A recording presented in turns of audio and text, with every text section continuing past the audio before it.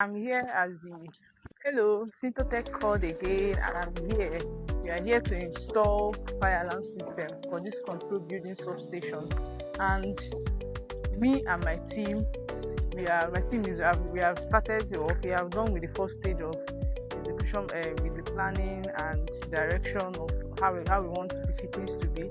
So right now, I'll walk you through how our team and this fire alarm system consists of 16 points, smoke detectors, the brake glass for the exit. We have like 3 exits here: brake glass for the exit, then the bell, the sound siren for the environmental notice and whatnot. But just stay tuned. We are not on it, and stay tuned for the after and here. This is our panel. What we are doing here is conventional fire alarm system. This is our control panel, CP, our control panel.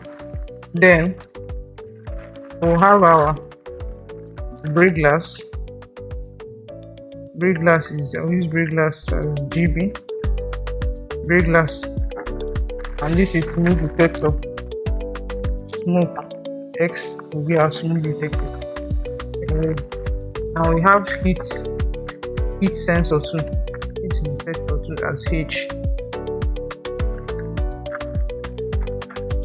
Now here, this control panel is of 2 zones. And so that 2 zones now will have 2 loops. And that 2 loops, each of these will go into each of those zones. With this conventional alarm, it will just, if there's an alarm, it will just show the zone that triggers the alarm.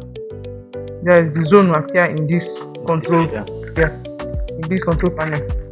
So we have here, we have smoke, we have BG, we have heat, we have another smoke. I think smoke is the one that is multiplied in number. We have another smoke. And here, at the end of line for this one, we have a resistor. Here. Each of that's closing the tape with this resistor. If not, it will be an open alarm. It will be beeping.